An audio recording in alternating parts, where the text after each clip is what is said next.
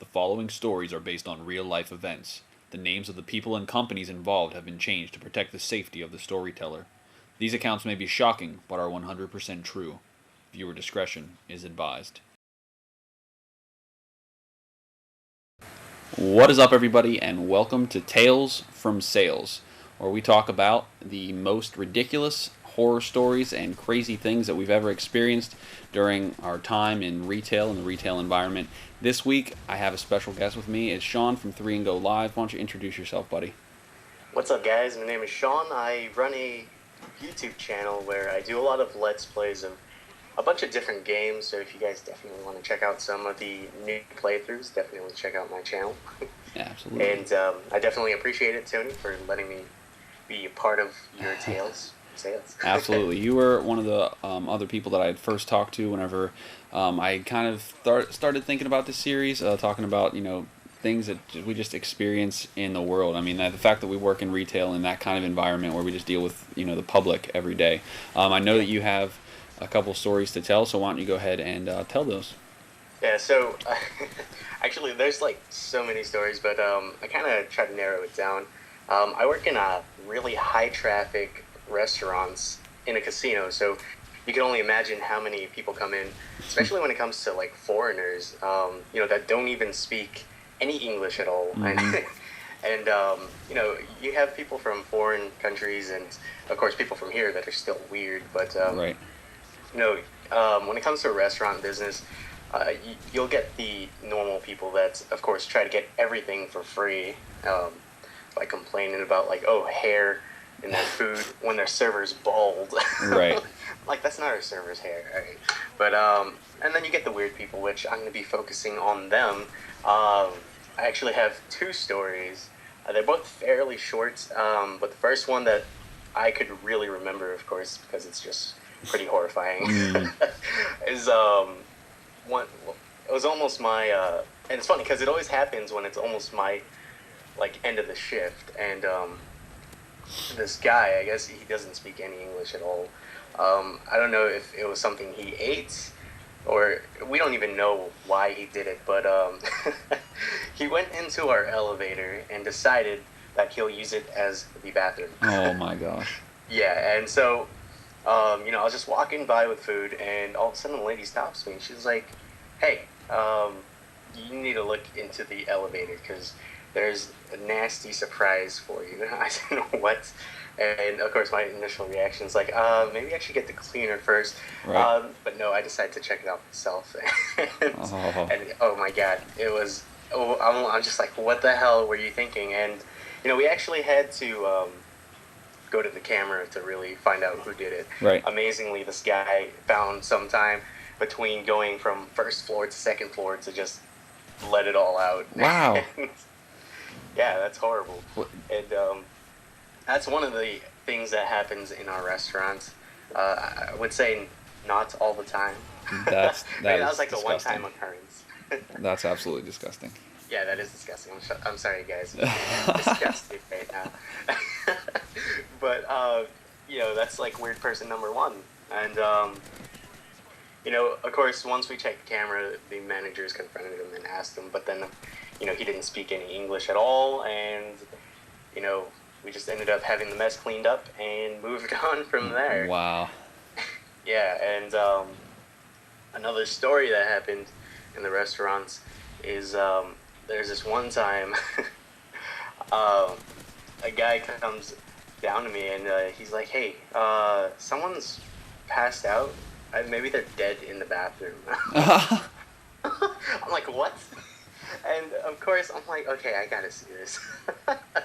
So I go up there, and one of my friends or coworkers, he's up there already because he was doing like a bathroom check, and he has his broom in hand. He's like, hey, maybe we should poke him and see if he's alive. And I'm like, dude, really? You're not supposed to do anything with stuff like this. And he goes ahead and pokes him, and she's just like, I'm like, whoa. Like, okay, what the hell? So we finally go down and get the manager over, get paramedics or hotel, medics over there. Uh-huh. And once they get it open, we find out this guy is just drugged out of his mind. Oh, wow.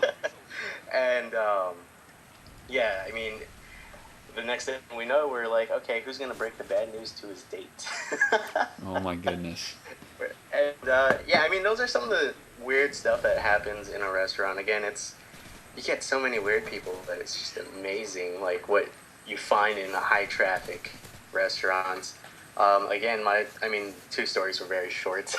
Yeah, but I mean, yeah, I'm sure you have like ridiculous other stories think, that you could just go on and on about. Oh yeah, I think with the restaurant business is, like I said, when there's so many people coming in, it's more of you just see a lot of things that you're just surprised at what people do in restaurants. I guess just to add, there's this one time this lady was eating. I don't know. I think she might have been like drunk out of her mind, and she literally, like, face first into her pasta. Oh my goodness! Like passed out. Just passed out on the pasta. Oh my gosh. We're like, wow, this is an awesome place. That's ridiculous. That kind of leads me into I actually, now that I've heard your stories, I have kind of a short story from just yesterday.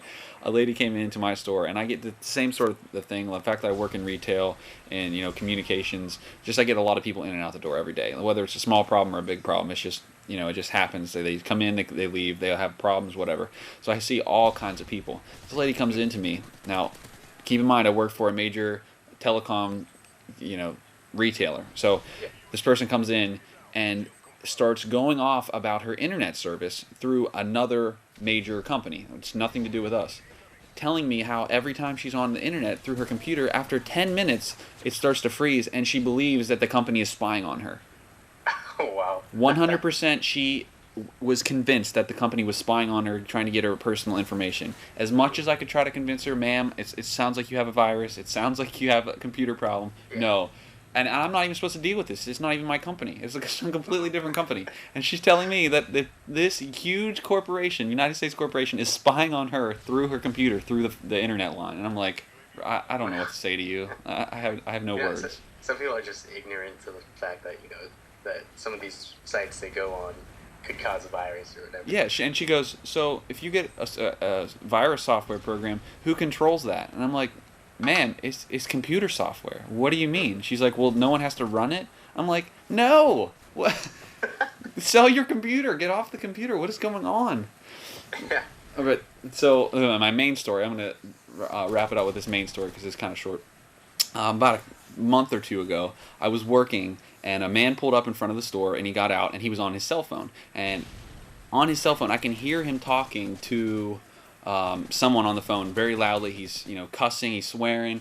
I just can hear bits and pieces of this guy saying he's not going back to jail. If he sees this person, he's gonna effing kill him. That little B. He's just dropping all kinds of profanity. And then I hear him say, if I see that girl today, I'm going to slit her effing throat right in front of my store. And I'm like, so he hasn't come in yet.